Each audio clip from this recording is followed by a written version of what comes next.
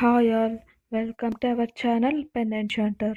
మీకు నా స్టోరీస్ నచ్చినట్లయితే ప్లీజ్ లైక్ చేయండి, షేర్ చేయండి, సబ్స్క్రైబ్ చేయండి. ఇక మనం ఎపిసోడ్లోకి వెళ్ళిపోదాం. My love episode 14. శివాని గదిలోకి వెళ్తుండగా దేవాంశ్ కూడా ఆమెను వెంబడిస్తూ ఉండగా శివాని అకస్మాత్తుగా అతని ముఖం మీద తలుపు వేసింది. మూసిన తలుపుకు దేవాంశ్ ముక్కుకు తగిలింది. దేవాంశ్ పిడికిలి బిగించి, ఓ గాడ్, నాకు ఓపిక ఇవ్వు, లేకపోతే ఈ అమ్మాయి నా చేతుల్లో చస్తుంది అని అనుకున్నాడు. దేవాంశ్ ఇంకో కీతో డోర్ ఓపెన్ చేసి కోపంగా గదిలోకి వచ్చి లోపల నుండి డోర్ లాక్ చేశాడు. దేవాంశ్ ఇలా చేయడంతో శివాని కొంచెం భయం వేసింది.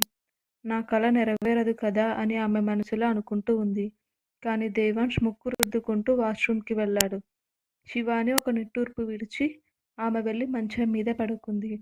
ఆమె కలలో కనిపించిన అదే బెడ్ ఎంత మృదువుగా సౌకర్యంగా ఉంది. ఆమె కలలో లాగానే శివాని తన మొత్తం శరీర బరువును ఆ బెడ్ మీద వదిలేసింది. శివాని చిన్న పిల్లల మంచం మీద దొర్లుతోంది. దేవాంశ్ గదిలోకి రాగానే నిద్రలో ఉన్నట్టు యాక్ట్ చేసింది. కానీ దేవాంశ్ ఆమె పనులన్నీ చూశాడు. నా ప్రశ్నకు ఇంకా సమాధానం చెప్పలేదు. పైగా నన్ను తిట్టావు, దీనికి నీకు శిక్ష పడుతుంది అని అన్నాడు దేవాంశ్ శివానితో. మాట్లాడిన తర్వాత అతను శివాని ఉన్న మంచం వైపు తిరిగాడు. శివాని వెంటనే బెడ్ మీద నుండి దూకి మూలలో కూర్చొని, నా కలలో నువ్వు నాతో ఇలానే బిహేవ్ చేశావని అంది. అంటే దీని అర్థం నేను నీ దగ్గరికి వచ్చాననా అని అడిగాడు. అవును అని శివాని అమాయకంగా మొహం వేసుకొని చెప్పింది. దేవాంశ్ ఆమెను తిట్టడం మొదలుపెట్టాడు. నువ్వు నా గురించి ఇలా ఎలా కలలు కంటావు? చూడు, నా మీద నీకేమైనా ఫీలింగ్స్ ఉంటే వాటిని ఇక్కడ చెరిపేయ్, లేదా కంట్రోల్ చేసుకో. నాకు నిన్ను చూసే ఇంట్రెస్ట్ లేదు అని సీరియస్గా చెప్పాడు. నేను చాలా ఆసక్తిగా ఉన్నాను మరి. శివాని నోటి లోపల గొనుక్కుంది. నువ్వు అంటుంది వినపడుతుంది అని చెప్తూనే దేవాంశ్ అక్కడి నుంచి సోఫా వైపు వెళ్ళాడు. శివాని తక్కువ స్వరంతో, ఈ వ్యక్తికి పాము చెవులనుకుంటా, ప్రతిదీ వినపడుతుంది అనుకుంటూ కిందకి జారిపోయి మంచం మీద పడుకుంది. ఇక్కడ దేవాంశ్ కూడా ఆ సోఫాలో తన భారీ పర్సనాలిటీని సోఫాలో అడ్జస్ట్ చేసే ప్రయత్నం చేస్తున్నాడు. కానీ అది సాధ్యం కాలేదు. దీంతో నిద్రపోవడానికి శివాని రాత్రి ఎంత కష్టం ఎదుర్కొందో ఇప్పుడు అర్థమైంది అతనికి. ఈ రాత్రికి అశాంతిగా ఉండటం దేవాంశ్ వంతు అయ్యింది. ఇలా తన కంఫర్ట్తో రాజీ పడే అలవాటు దేవాంశ్కి లేదు. దేవాంశ్ పక్కకు తిరిగేసరికి అతని మొహం శివాని వైపు ఉంది. శివాని కూడా నిద్రపోలేదు. ఆమె బెడ్ మీద పడుకోవడం వల్ల దేవాంశ్ పర్ఫ్యూమ్ స్మెల్ ఆ బెడ్ మీద నుండి వస్తుంది. ఆమె దుప్పటి కప్పుకున్నప్పటికీ దాని నుండి కూడా ఆ స్మెల్ వస్తుంది. శివాని లేచి కూర్చుంది. దేవాంశ్ కూడా లేచి కూర్చున్నాడు. ఇద్దరూ అశాంతికి గురయ్యారు. దేవాంశ్ శివానీని అడిగాడు, నువ్వెందుకు నిద్రపోవడం లేదు అని. నీకు నా బెడ్ కంఫర్ట్గా ఉంది కదా అని అడిగాడు. శివాని బదిలిస్తూ, బెడ్ అంతా నీ పర్ఫ్యూమ్ స్మెల్తో నిండిపోయింది, నాకు నిద్ర పట్టడం లేదు అని చెప్పింది. ఇది నా మంచం కాబట్టి నీకు నా పర్ఫ్యూమ్ స్మెల్ వస్తుంది కదా. నీకు నిద్రపోవడానికి ఇబ్బందిగా ఉంటే నువ్వు సోఫాలో పడుకో. ఇదే నేను నీకు చేయగలిగిన చిన్న సాయం అని దేవాంశ్ ఆమెకు మేలు చేస్తున్నట్టు నటించాడు. శివానికి బెడ్ మీద పడుకోవడానికి ఇబ్బంది ఏం లేదు, కానీ అక్కడ పడుకుంటే దేవాంశ్కి దగ్గరైన అనుభూతిని కలిగిస్తుంది. దానివల్ల ఆమె కొంచెం అశాంతికి లోనైంది. ఇద్దరూ అర్ధరాత్రి పడుకునే ప్లేస్ మార్చుకున్నారు. ఇప్పుడు దేవాంశ్ ప్రశాంతంగా నిద్రపోతున్నాడు. శివాని కూడా సోఫా మీదకి వెళ్ళి పడుకోవడానికి ప్రయత్నించింది. కొంతసేపటికి ఆమె కూడా నిద్రలోకి జారుకుంది. కాసేపటికి గది బయట ఎవరో ఉన్నట్టు అనిపించింది శివానికి. ఏదో శబ్దం రావడంతో కళ్ళు తెరిచింది. దేవాంశ్ కూడా ఆ అలికిడికి మేల్కొన్నాడు. బహుశా ఏం జరుగుతుందో అతనికి అర్థమైంది. దేవాంశ్ లేచి శివాని సోఫా దగ్గరికి వెళ్ళి ఆమె చెయ్యి పట్టుకొని తన బెడ్ వైపు తీసుకురావడం మొదలుపెట్టాడు. దేవాంశ్ ఎందుకు ఇలా చేస్తున్నాడో శివానికి అర్థం కాలేదు. దేవాంశ్ శివానిని తీసుకొచ్చి తనతో పాటు బెడ్ మీద పడుకోబెట్టి దుప్పటి కప్పి కౌగిలించుకున్నాడు. శివాని ఏదో అనడానికి నోరు తెరవక ముందే దేవాంశ్ తన చేతులతో ఆమె నోరు మూసేశాడు. అతను తన నోటిని శివాని చెవుల దగ్గరకు తీసుకొచ్చి, మనల్ని ఎవరో వాచ్ చేస్తున్నారు, ఆమె చెవులో గుసగుసగా చెప్పాడు. దేవాంశ్ చెప్పింది విని నమ్మలేకపోయింది ఆమె. మేఘన తన సొంత ఇంట్లోనే నాపై నిఘా పెట్టిందా? ఉదయాన్నే నిద్ర లేచి సర్వెంట్స్ అందరూ జాయినింగ్ డేట్ చెక్ చేయాలనుకున్నాడు అతను. అప్పుడే రీసెంట్‌గా ఎవరు పనిలో చేరారో వాళ్ళే ఈ పని చేసుంటారని అనుకున్నాడు. దేవాన్ష్ ఇంకా శివాని నోరు మూసి ఉన్నాడు. శివాని ముక్కు మాత్రమే తెరిచి ఉంది. అది కూడా దేవాన్ష్‌కి దగ్గరగా ఉండడం వల్ల ఆమె శరీరం బిగుసుకుపోయింది. తమ గది బయట తిరుగుతున్న వ్యక్తి వెళ్ళిపోవడం గమనించిన దేవాన్ష్, శివాని నోటిపై దేవాన్ష్ పట్టు సడలింది. అతను ఆమెను తన చేతుల నుండి విడిచిపెట్టాడు. అయితే అప్పటికే శివాని అక్కడ అలానే నిద్రపోయింది. దేవాన్ష్ ఏం చేయలేక శివానీని తనకు కొంచెం దూరంగా పడుకోబెట్టి, అతను ఆమె కాళ్ళ వైపు తలపెట్టి పడుకున్నాడు. దీంతో కనీసం తనకు ఆమెకు మధ్య దూరం ఉంటుందని అనుకున్నాడు. లేకుంటే ఉదయం లేవగానే దేవాన్ష్ మీద తిట్ల వర్షం కురిపిస్తుంది శివాని. దేవాన్ష్ అటువైపు తిరిగి పక్కనే ఉన్న దిండును హత్తుకొని పడుకున్నాడు. మార్నింగ్ శివాని నుండి వచ్చిన బలమైన కిక్ కారణంగా దేవాన్ష్ కళ్ళు తెరుచుకున్నాయి. ఈ కిక్ ఏంటంటే శివాని కాళ్ళు దేవాన్ష్ ఛాతీ. దీని కారణంగా శివాని దేవాన్ష్ల కళ్ళు తెరుచుకున్నాయి. దేవాన్ష్ లేచి శివాని కాలు పక్కన పెట్టి తన ఛాతీని తడుముకున్నాడు. శివాని దేవాన్ష్ వైపు చాలా ఆశ్చర్యంగా చూస్తోంది. నీకేమైనా పిచ్చి పట్టిందా? పడుకున్నప్పుడు కూడా నా మీద కోపం వస్తుందా నీకు? అన్నాడు దేవాన్ష్ చికాకుగా. శివాని వెంటనే లేచి మంచానికి దూరంగా నిలబడి, నీ బెడ్పై నేనెలా పడుకున్నాను అని అడిగింది. హా, నువ్వు చాలా హాయిగా నా పర్ఫ్యూమ్ స్మెల్ చేస్తూ నా చేతిలో హాయిగా నిద్రపోయావు. అందుకే నేను నీ నిద్ర పాడవడం ఇష్టం లేక నిన్నిక్కడే పడుకోనిచ్చాను. నువ్వు నా బెడ్పై బాగా పడుకున్నావు అన్నాడు దేవాన్ష్ శివానిని చూస్తూ. శివాని ఏం మాట్లాడకుండా సైలెంట్గా బయటకు వెళ్ళిపోయింది. దీని తర్వాత దేవాన్ష్ కూడా లేచి బట్టలు మార్చుకొని జిమ్కి వెళ్ళాడు. శివాని వేదికతో కలిసి తన గదికి వచ్చింది. వేదిక ఫ్రెష్ అయింది కనుక తను ఉన్నంతసేపు అక్కడే ఆడుతుందని అనుకుంది. శివాని అల్మారాలోంచి బట్టలు తీసి వాష్రూమ్ వైపు వెళ్తుంటే దేవాన్ష్ ఫోన్ రింగ్ టోన్ వినిపించింది. శివాని అడుగులు నడవడం ఆగిపోయాయి. ఆమె దేవాన్ష్ ఫోన్ వైపు వెళ్ళి చూసింది. దానిపై అంకిత అనే పేరుతో కాల్ వస్తుంది. శివానికి ఏం చేయాలో అర్థం కాలేదు. బహుశా దేవాన్ష్ తన ఫోన్ని గదిలోనే మర్చిపోయి ఉండవచ్చు అని అనుకుంది. పని మనిషి కనపడితే దేవాన్ష్ ఫోన్ అతనికి ఇవ్వమని చెప్పాలనుకుంది. కానీ ఎవరూ కనిపించకపోవడంతో ఆమెనే స్వయంగా దేవాన్ష్ ఫోన్ తీసుకొని అతని జిమ్ వైపు వెళ్తోంది.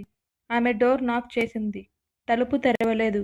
ఎందుకంటే లోపల చాలా బిగ్గరగా మ్యూజిక్ ప్లే అవుతుంది. దాని కారణంగా దేవాన్ష్కి తలుపు తట్టడం వినపడలేదు. శివాని జిమ్ తలుపు కొంచెం తెరిచి చూసేసరికి దేవాన్ష్ పుషప్స్ చేస్తూ కనిపించాడు. అతని నుదుటి నుండి చెమట నేల మీద కార్పెట్ మీద కారుతుంది. వ్యాయామం చేయడం వల్ల దేవాన్ష్ శరీరం కండరాలు మరింత మెరుగ్గా కనపడుతున్నాయి. అతను చాలా బాగా కనిపించాడు ఆమెకి. శివాని దేవాన్ష్ వైపు తదేకంగా చూస్తున్న సంగతి ఆమె గమనించుకోలేదు. దేవాన్ష్ పుషప్ చేస్తూ ఆగిపోయి డోర్లోంచి చూస్తున్న శివాని మీద అతని కళ్ళు పడ్డాయి. కానీ అతను ఆమెను చూశానని శివానికి తెలియనివ్వకుండా దేవాన్ష్ అక్కడి నుండి కొంచెం లోపలికి వెళ్ళి అక్కడి నుండి డోర్ దగ్గరికి వచ్చి ఒక్కసారిగా డోరు తెరిచి శివానిని లోపలికి లాక్కున్నాడు. దేవాన్ష్ అలా లోపలికి లాగడంతో శివాని ఉక్కిరిబిక్కిరి అయింది. ఆమె అతనిని రహస్యంగా గమనిస్తూనే ఉంది. కానీ దేవాన్ష్ ఈ విషయాన్ని గ్రహించాడు అని ఆమె గ్రహించలేదు. శివానికి అది అర్థమయ్యే సమయానికి ఆమె దేవాన్ష్ జిమ్లో ఉంది. దేవాన్ష్ ఆమెను పట్టుకొని లోపల ఉన్న జిమ్ తలుపుకు ఎదురుగా ఉంచి జిమ్ తలుపులు మూసేశాడు. దేవాన్ష్ ఆమె ఎదురుగా నిలబడి, ఇక్కడేం చేస్తున్నావ్ అని శివానిని పట్టుకొని అడిగాడు దేవాన్ష్. అతని చేతులు రెండు వైపుల నుండి శివానిని చుట్టుముట్టాయి. ఆమె ఏం చెప్పాలో తెలియక బిక్కమొహం వేసింది. దేవాన్ష్ శివానికి దగ్గరగా నిలబడి ఉన్నాడు. శివాని చేతులు దేవాన్ష్ ఛాతీపై ఉన్నాయి. ఇన్ని రోజులు నువ్వు చాలా మాటలు మాట్లాడావు కదా, ఇప్పుడు నీ నోరెందుకు మాట్లాడడం లేదు? ఇక్కడికెందుకు వచ్చావని అడుగుతున్నాను అని మరోసారి అడిగాడు. దేవాన్ష్ శరీరం జిమ్ చేయడం వల్ల పూర్తిగా చెమటతో తడిసిపోయింది. అతని చర్మం రంగు కూడా ఎర్రగా మారింది జిమ్ చేయడం వల్ల. శివాని కళ్ళు దేవాన్ష్ ముఖం మీదే ఉన్నాయి. దేవాన్ష్ అది గమనించాడు. ఆమె ఏకాగ్రతను చెదరగొట్టేందుకు శివాని ముఖం ముందు చేతులు ఊపాడు. శివాని సిగ్గుతో కనురెప్పలు కిందకు వాల్చింది. అతను శివాని మీదకు వంగి మరోసారి అక్కడికి రావడానికి గల కారణం అడిగాడు. కానీ శివాని పూర్తిగా బ్లాంక్గా నిలబడిపోయింది. దేవాన్ష్ ఆమెకు చాలా దగ్గరగా నిలబడి ఉన్నాడు. అప్పుడే శివాని చేతిలో ఉన్న దేవాన్ష్ ఫోన్ మరోసారి మోగింది. అప్పుడు శివాని హడావిడిగా ఫోన్ తీసి ఇస్తూ, ఇందుకే వచ్చాను. అప్పటి నుండి రూమ్లో మోగుతుంది. మీకు ఇంపార్టెంట్ కాల్ వస్తుందనుకొని ఇక్కడికి తీసుకువచ్చాను అని చెప్పింది. ఇంకోసారి మంచి తాకు ఆలోచించి చెప్పు. మాట్లాడుతూనే దేవాన్ష్ శివానిని విడిచిపెట్టాడు. అయితే శివానికి కోపం వచ్చింది. ఏమన్నావు? సారీ. నేనేదో సాకుతో ఇక్కడికి వచ్చానని అన్నావు కదా! అది కూడా నిన్ను చూడాలని వచ్చానని అంటున్నావా? అని శివాని కొంచెం కోపంగా అంది. నన్ను చూడటానికి వచ్చావని నేను అనలేదు. వెయిట్, అంటే నువ్వు నన్ను చూడటానికి వచ్చావా? కనుబొమ్మలు పైకెత్తి అడిగాడు దేవాంష్. నిన్ను చూడడానికి నువ్వొక్కడివే మిగిలిపోయావు ఈ ప్రపంచంలో. అదంతా నీ అపోహ మాత్రమే. ముందు క్లియర్ చేసుకో. నిన్ను చూడాలనే ఆసక్తి నాకు లేదు అని శివాని దేవాంష్కు స్పష్టమైన మాటలతో చెప్పింది. నీకు అవసరమైతే నీ ఫోన్ తీసుకొని కాల్ లిఫ్ట్ చేయి అని దేవాన్ష్తో అంది శివాని. ఆమె మాట్లాడుతుండగానే దేవాన్ష్ ఫోన్ లిఫ్ట్ చేసి హలో అంకిత అని అన్నాడు. శివాని చెవులు అది విని ఈ అంకిత ఎవరు అని అనుకుంది. అయినా అతను ఎవరితో మాట్లాడితే నాకెందుకు, అతని గురించి నాకెందుకు అని మనసులో అనుకొని అక్కడ నుండి తన గదికి వచ్చింది. వేదిక ఇంకా అక్కడ తన బొమ్మలతో ఆడుకుంటూ బిజీగా ఉంది. శివాని త్వరగా స్నానం చేసి ఫ్రెష్ అయి కిందకు వచ్చింది. ఇక్కడ దేవాంష్ తన జిమ్ నుండి నేరుగా స్టడీ రూమ్కి వచ్చాడు. అతను అక్కడ సర్వెంట్స్ అందరినీ పిలిచాడు. నిన్న రాత్రి జరిగిన దానిని అంత తేలిగ్గా తీసుకోవాలని అనుకోలేదు అతను. దేవాంష్ ఇంట్లో మొత్తం 6 మంది పనివాళ్ళు ఉన్నారు. సునీత, ఒక కుక్, ఇంకొక కేర్ టేకర్. 6 సర్వెంట్లలో 3 సర్వెంట్స్ 24 గంటలు ఇంట్లోనే ఉంటారు. మిగిలిన 3 సర్వెంట్స్ ఉదయం నుండి సాయంత్రం వరకు మాత్రమే ఉన్నారు. అంటే గత రాత్రి అతని గది బయట ఉన్న వ్యక్తి 24 గంటలు ఇక్కడే ఉండేవాడని దేవాంష్కి స్పష్టమైంది. అందుకే ఈ టైంలో అందరినీ అక్కడికి పిలిచాడు. వీటన్నిటిలో ఈ పని చేసిన సర్వెంట్ కూడా ఉన్నాడు. అప్పటికే భయంతో అతని పరిస్థితి విషమంగా ఉంది. అందరి జాయినింగ్ డేట్స్ గురించి సునీతని అడిగాడు దేవాంష్. తద్వారా తన ఇంట్లో గూఢచార్యం చేస్తున్న వ్యక్తిని పట్టుకోగలిగాడు. ఈ పనులన్నీ చేసేది విమల. కావాలనుకున్న తన మొహంలోని భయాన్ని దాచుకోలేకపోయిందామె. కొన్ని రోజుల క్రితం పని మనుషుల్లో 2 పగటిపూట, మరొకరిని 24 గంటలకు నియమించారు. ఇది కొద్ది రోజుల క్రితం విమల ఇక్కడ పనిలో చేరింది. మేఘన కోసం గూఢచార్యం చేస్తున్న వ్యక్తి విమల అని దేవాంష్ ఒక్క చూపులోనే పట్టుకున్నాడు. దేవాంష్ పోలీసులకు ఫోన్ చేస్తానని బెదిరించడంతో విమల గగ్గోలు పెట్టింది. అయ్యా, ఇదంతా డబ్బుల వల్లే చేశాను. నాకు చాలా డబ్బు అవసరం ఉంది. అందుకే ఇలా చేశాను అని చెప్పింది. అయితే డబ్బు కోసం ఇలాంటి పనులు చేస్తావా? నా నుండి తప్పించుకోవచ్చు అనుకున్నావా అని అరిచి, ఇంకోసారి నా కంటికి కనిపిస్తే నువ్వు బతకవు అని వార్నింగ్ ఇచ్చి దేవాంష్ తలుపు వైపు చూపించాడు. విమల మరో నిమిషం వృధా చేయకుండా అక్కడి నుంచి వెళ్ళిపోయింది. దేవాంష్ ఒక నిట్టూర్పు విడిచాడు. ఈరోజు సండే కావడంతో అంకిత అతన్ని డిన్నర్కి రమ్మని బలవంతం చేసింది. శివాని వేదికతో కలిసి వస్తుండగా ఆమె కళ్ళు దేవాంష్పై పడ్డాయి. అతను చూసి ఆమె కనురెప్పలు వాలాయి.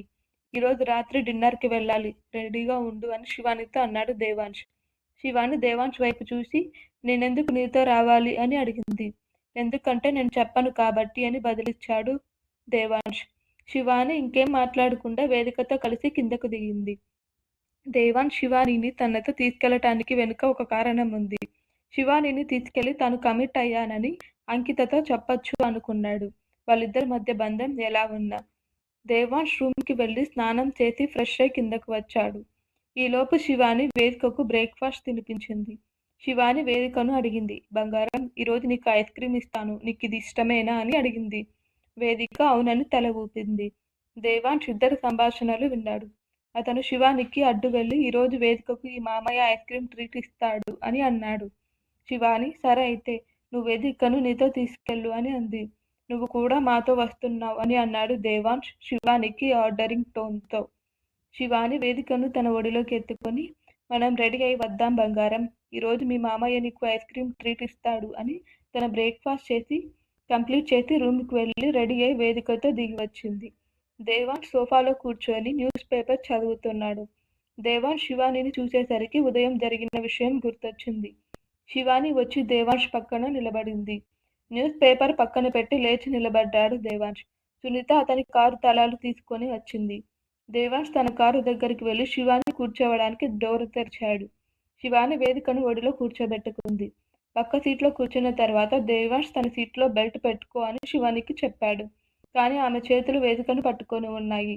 దాని కారణంగా ఆమె చేతులు సీట్ బెల్ట్ పెట్టుకోలేకపోతుంది.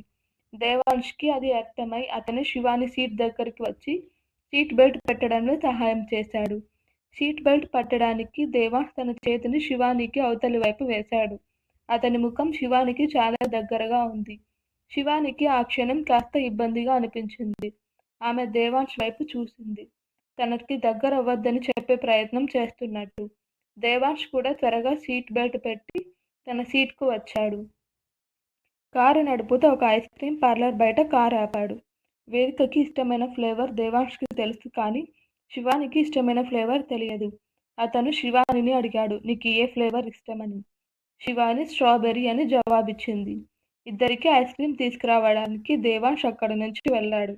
ఇక్కడ శివానికి ఎదురు చూడటం కష్టమనిపించి వేదికను కారులో కూర్చోబెట్టి కారు దిగింది. ఒక వ్యక్తి శివాని ఉన్న కారు దగ్గరికి వస్తున్నాడు. అతను శివానిని చూడటానికి మాత్రమే అక్కడికి వచ్చాడు. ఎవరో తన వైపుకు వస్తున్నారని శివానికి ఇంకా తెలియలేదు. ఎందుకంటే ఆ వ్యక్తి ఆమె వెనుక నుంచి నడుచుకుంటూ వస్తున్నాడు. ఇంకా ఉంది. ప్లీజ్ సబ్స్క్రైబ్ చేసుకోండి.